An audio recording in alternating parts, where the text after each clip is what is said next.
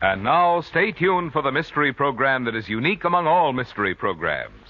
Because even when you know who is guilty, you always receive a startling surprise at the final curtain. In the Signal Oil program, The Whistler.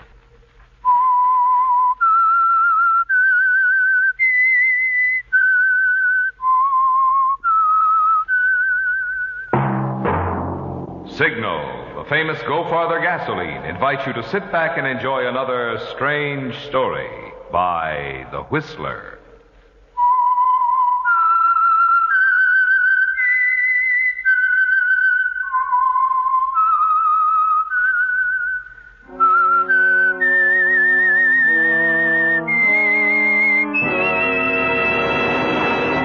I am the Whistler, and I know many things, for I walk by night. I know many strange tales hidden in the hearts of men and women who have stepped into the shadows. Yes, I know the nameless terrors of which they dare not speak. And now for the Signal Oil Company, The Whistler's strange story. A Law of Physics.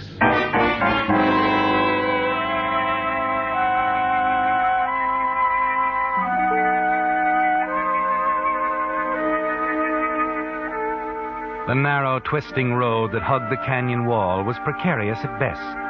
But at the height of a driving rainstorm, it became a treacherous, uncharted course. And Ross Warren's car was literally out of control as he tried to steer it safely down the canyon. The headlights were of little help as the rain washed across the windshield in great sheets that obscured his vision. The older man seated next to Ross, his hands braced against the panel, peering tensely through its windshield, was Dexter Brand, important client of the Ross Warren Advertising Agency. Suddenly, in between the waves of rain, Ross could see the road ahead of him quite clearly for just an instant, a split second. The car was headed for the far side of the road, and a sheer drop of several hundred feet. With one tremendous effort, Ross turned sharply, applied the wet brakes, and careened headlong toward the mountain. Come on, Ross! Look out! Look out!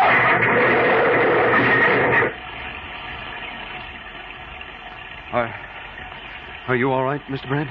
Yes. Yes, I'm all right. Thank goodness. I'm sorry. Really sorry. I don't know what happened to this car. I couldn't see. Never seen such a storm. Now, what do we do?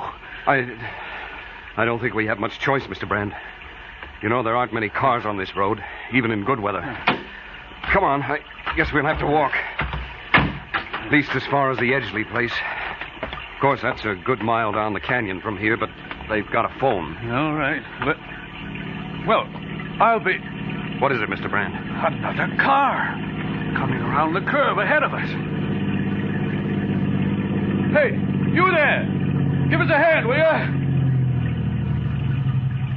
Well, looks like you need it. Anybody hurt? No, not hurt. Can you take us back to town? Sure, pile in. I'll get the bags. Need any help with them? No. I've got them okay. I'll just put them in the back seat here.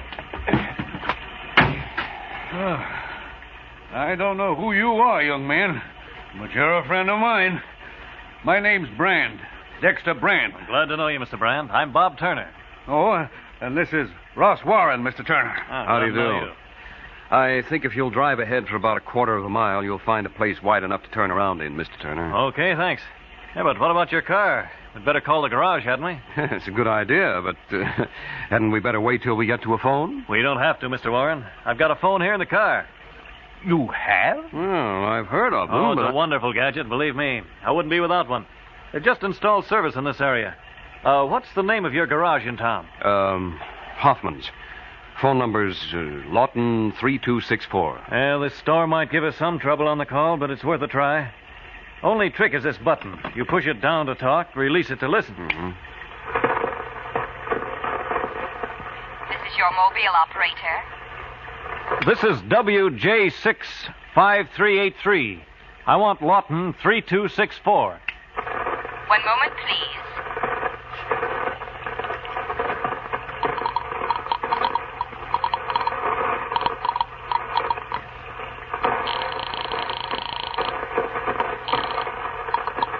Hoffman's Garage. Swanton, 3264. Yes, it is.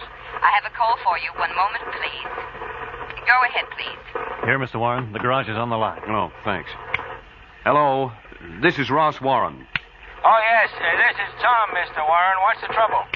Wrecked my car on Willow Canyon Road, Tom. I'm okay, but the car's in bad shape. How far up the canyon? About 15 miles from town. Mile or so above the Edgley place.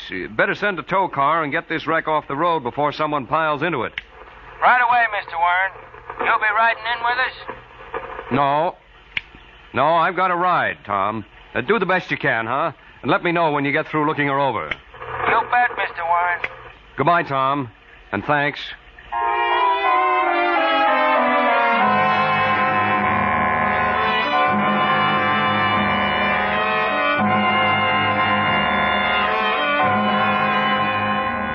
The car phone made a deep impression on Dexter Brand, your biggest client, didn't it, Ross? And you're certain that Bob Turner, owner of the car, made an even deeper one. And his dramatic appearance on the seldom-traveled road from Dexter Brand's cabin into town seems more than a mere coincidence, doesn't it? The next morning, as you reach your office, you find that it is. Oh, Mr. Warren, where have you been? I'm frantic. No, Edna. It couldn't be as bad as all that. Oh, couldn't it? All morning I've been crazy looking for you. You look beautiful. Suppose you calm down and tell me Calm what... down? How can I? He's dead, I tell you. He's dead. All right, Edna, he's dead. Now, who's dead? Mr. Average American. That's who's dead. Wayne Parks? The man we're featuring in this month's ad? Yes, a stroke. And Graphic Magazine is holding their presses and howling for another layout right away because... Well, how can we salute Mr. Average American when he's dead? And what are we going to do? Well, rush them next month's layout, of course. There isn't any, Mr. Warren. That was the last of the series, don't you remember? Next month, it's all different. Oh, that's right. I'd forgotten.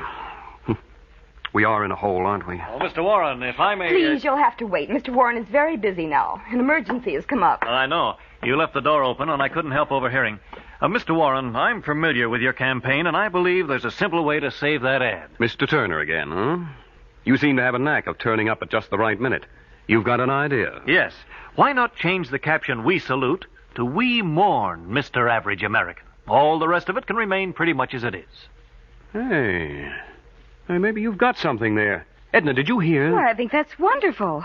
I'm so relieved. All morning the magazine calling and me not knowing where you were. I don't know what you came to see me about, Mr. Turner, but the way I feel right now, you can ask anything. Oh, just make it Bob. I'm with Blaine & Blaine, Mr. Warren. The big Hollywood advertising agency? No wonder you had the know-how on that ad. Okay, Bob. What can I do for you? And you can make it Ross. Okay. Well, let me tell you a story. On my last vacation, someone looted my car, took everything, including my fishing tackle. So, passing through Lake Town here on my way to the lake, I bought some new gear, made by a manufacturer here in town. The man you met last night, Mr. Brand. I handle his advertising. I know. Well, his gear's wonderful. But later, when I tried to get more of it in some of the eastern cities, why, nobody had ever heard of Brand fishing equipment. He only sells in the western states. That's what I don't get. How come? Why, if he advertised more... Is that what you're here for? Don't get me wrong. I'm not trying to chisel your account. Just the opposite. You see, I'm fed up with my job, and I've got a little money put by, and I thought of starting my own agency, maybe in some place like Lake Town here. Oh? Competition, huh? Not if you don't want it. This is a manufacturing town. I figure there must be lots of local men who could triple their business if they went in for wider advertising. Now, you've got a nice setup here. If I can sell some of them on the idea... Could you and I maybe talk partnership? Partnership? Say on any new accounts I bring in, and any hikes on old ones. You know, Turner, I think maybe I'll give it a try. Swell. On one condition. You either sell Mr. Brand on national advertising, or you find yourself another town. Fair enough. By the way, Mr. Brand and his daughter are having dinner with me tonight. Why don't you join us? Hey, that's great. That'll give you a chance to sound out, Mr. Brand. But no passes at Kitty Brand. She's beautiful, and she's mine. Engaged, huh? Well, we haven't announced it, so mum's the word, huh? Okay, I'll be good.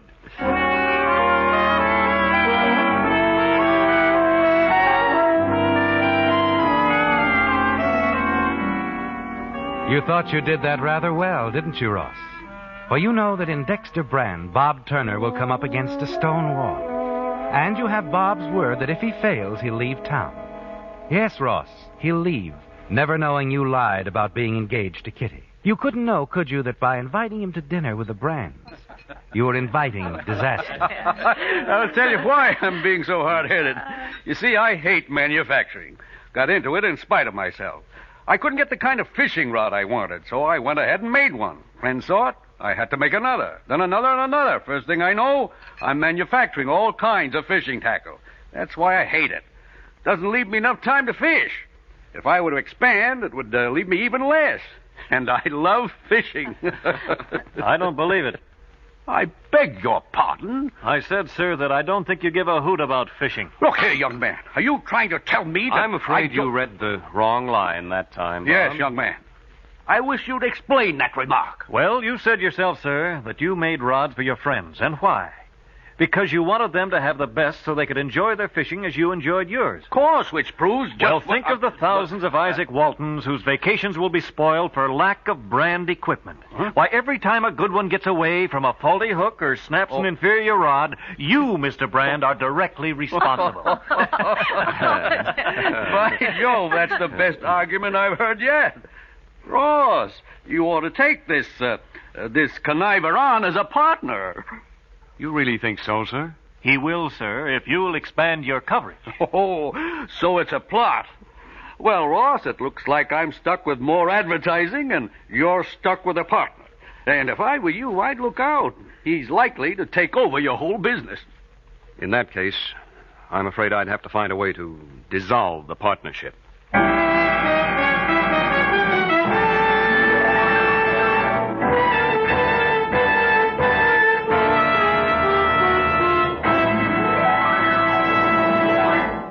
If a shiny new car doesn't happen to fit within your budget this year, no need to envy the other guy.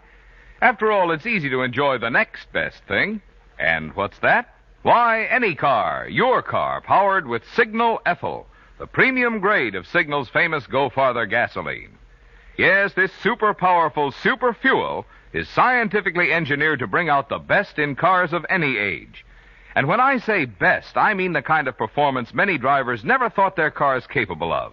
I mean pickup, the kind that carries with it that satisfying feeling when the back of the seat comes up and nudges you gently forward. And I mean power, the kind that rockets you easily, smoothly over hills, steep hills that used to call for shifting. Don't get the idea, of course, that Signal Ethyl's going to let you step away from all new cars. After all, smart new car drivers use Signal Ethyl, too, to bring out all the exciting performance that's built into today's power-packed high-compression motors. But of this you can be sure. The next best thing to a new car is your car, powered with Signal Ethyl gasoline.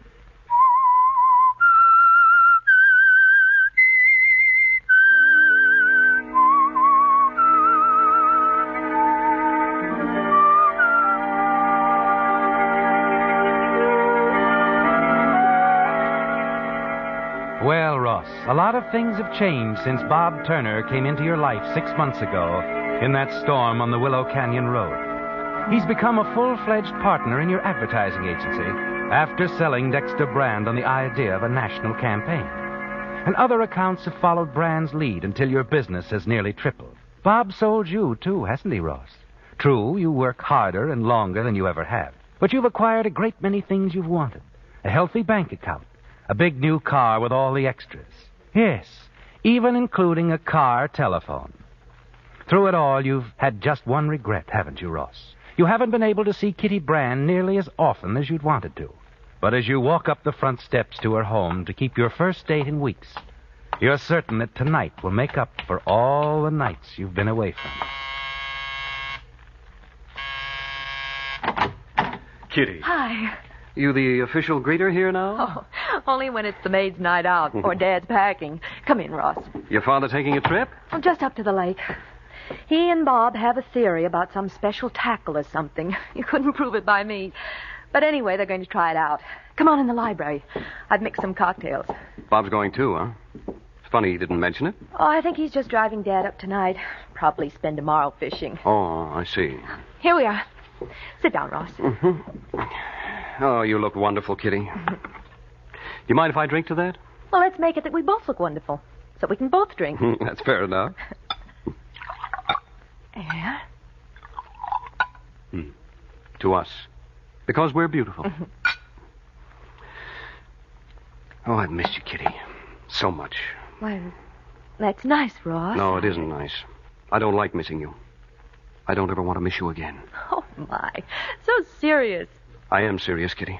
I don't think I realized how serious I was until I saw you again a few minutes ago. Oh, Kitty, darling, I love you. Ross, my goodness, just one swallow from a martini. I want you to marry me, Kitty. I've wanted you to for a long time. But now I'm in a position Ross, to... please, don't. Don't say these things, not now. This is the first time I've been able to say them. You've known all along. You must have... I thought I knew, Ross, but... Why did you wait so long? I had to, darling. I wanted money. Lots of money. It wouldn't have mattered before, Ross. Don't you see? It would have been all right. But now it's all different. Why, Kitty, what's so different? I just got more money now. I haven't changed. But I have. I didn't want to, Ross. Really, I didn't. But I changed in spite of myself, I guess. I'm in love, Ross. Really in love. For the first time. Kitty. But who? With a man who doesn't even know it. He's never said anything or done anything. Oh, Ross, I don't want to hurt you. But it's Bob. Bob Turner. Why the... I've told you, he's done absolutely nothing about it. I'm sure he hasn't any idea how I feel. But, well, since I do feel that way, Ross, well, there's not much I can do about it, is there? No, Kitty. I guess there isn't.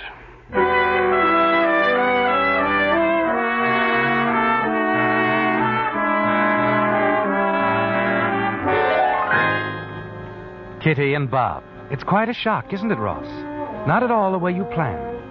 You realize you'll have to do something about Bob, because you're determined that no one can have Kitty but you.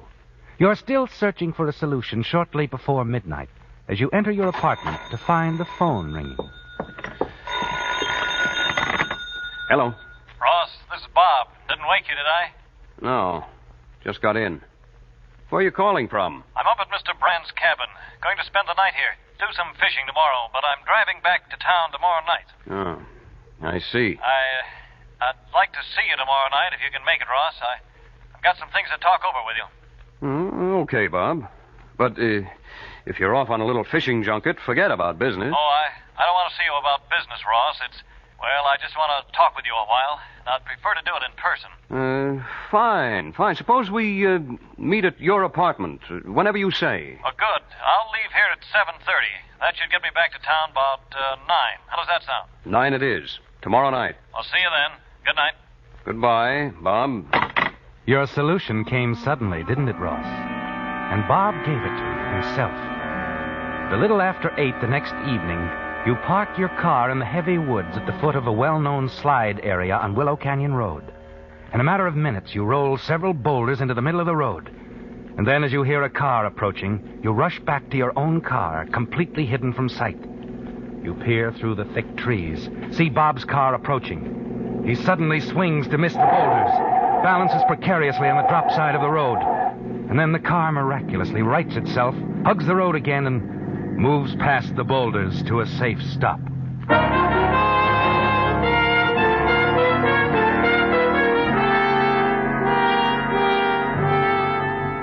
You failed, didn't you, Ross?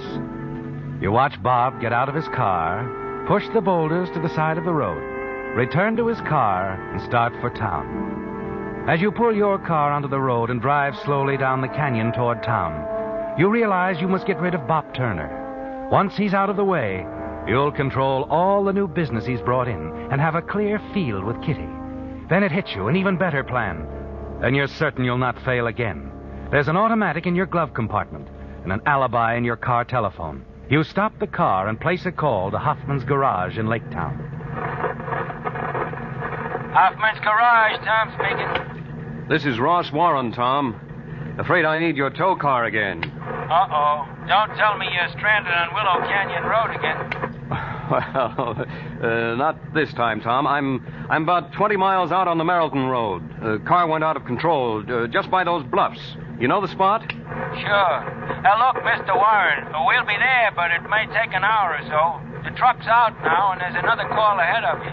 Well, that's okay, Tom. There's no hurry. I'll wait right here in the car for you.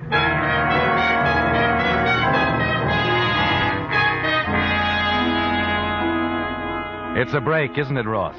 An hour will give you ample time to get to town, take care of Bob Turner, and drive out to the bluffs on the Merrilton Road. You'll wreck your car there and make certain of a perfect alibi in the bargain.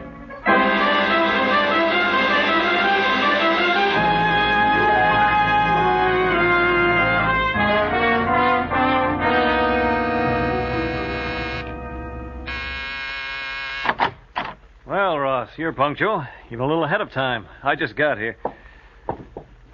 I know. Sit down. Man, I need a drink. Darn near turned the car over coming down here. Boulders in the road along that slide area. I know that, too. You do? But how? Bob, this personal matter you want to discuss with me, it's Kitty, isn't it? Well, yes, Ross, it is. I thought we could talk it out, you and I. You're in love with her. Want to marry her? Well, yes, but... Is she in love with you? I don't know. Look, Ross, this isn't the way I'd planned it. Sit down, won't you, and we'll... But this is the way I planned it. No, I won't sit down. My aim's straighter if I stand. Oh, Ross, are you crazy? Put that gun away. Don't! Okay, Bob. I don't mind putting the gun away. Now.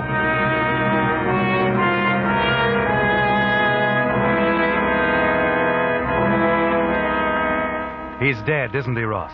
As you turn to leave, you pull the drapes aside slightly to look out. And walking toward the apartment just a few houses down, you recognize a familiar figure passing under the streetlight. It's Kitty Brand. You sigh with relief that you saw her before she could see you. Then you turn quickly, race for the back of the apartment, let yourself out the back entrance, and rush out into the night towards your car parked on the side of the street. Once there, you check your time. You have half an hour, Ross.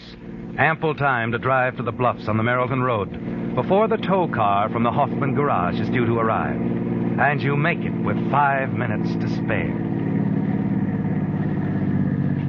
Now, to make this alibi, hold on. There. That ought to do it.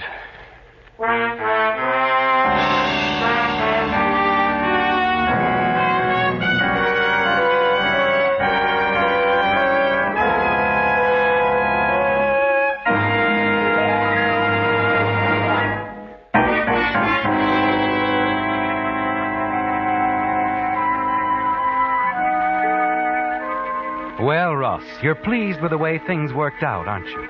You bashed in the front of your car right by the bluffs just as you planned. And before the tow car arrived from town, you had time to bury the automatic that killed Bob Turner. You're confident now, aren't you, Ross? Certain that it's just a matter of time until Kitty Brand gets over the shock of Bob's death and agrees to marry you. The next day, you're properly shocked and bereaved as Lieutenant Norris calls for you in his police car.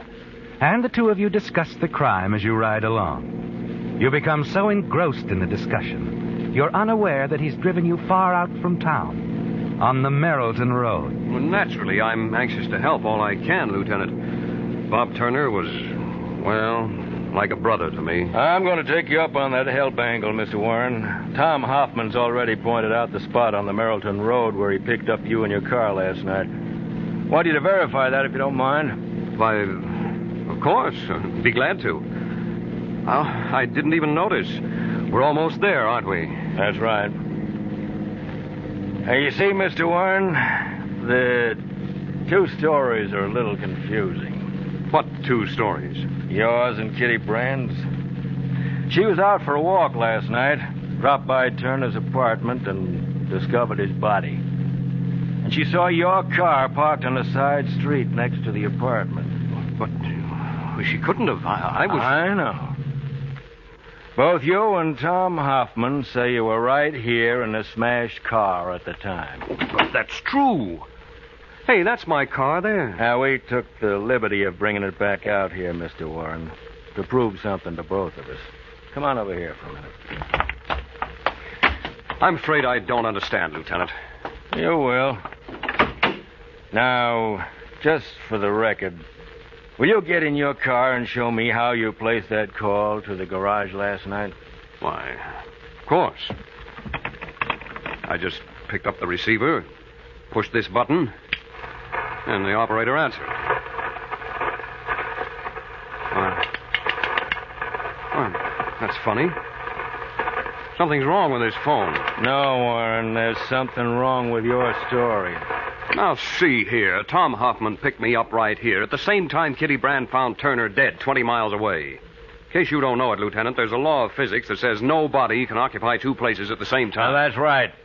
And there's a law of electronics that says you couldn't possibly have made the phone call to Hoffman's garage from this spot, Warren. What do you mean I couldn't? Just that nobody can make or receive calls from here. Because this whole stretch of road is an absolute dead spot for radio.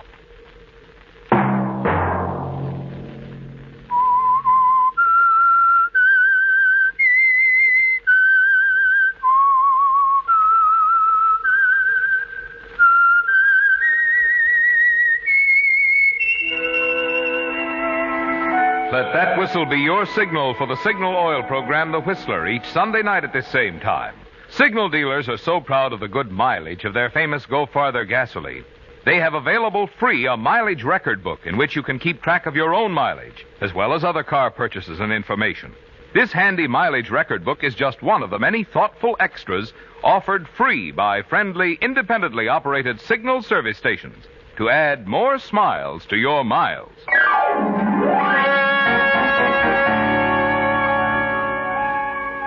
Featured in tonight's story were Bill Forman, Les Tremaine, Gene Bates, Bob Bruce, Elizabeth Root, Herb Butterfield, and Charles Seal. The Whistler was produced and directed by George W. Allen, with story by George Asness, music by Wilbur Hatch, and was transmitted to our troops overseas by the Armed Forces Radio Service. The Whistler is entirely fictional, and all characters portrayed on The Whistler are also fictional. Any similarity of names or resemblance to persons living or dead is purely coincidental. Remember to tune in at the same time next Sunday when the Signal Oil Company will bring you another strange story by The Whistler, entitled The Man in the Trench Coat, in which a topcoat belonging to another man leads the wearer to the unmasking of a blackmailer and murder. Marvin Miller speaking for the Signal Oil Company. Stay tuned now for Our Miss Brooks, starring Eve Arden, which follows immediately over most of these stations. This is CBS, the Columbia Broadcasting System.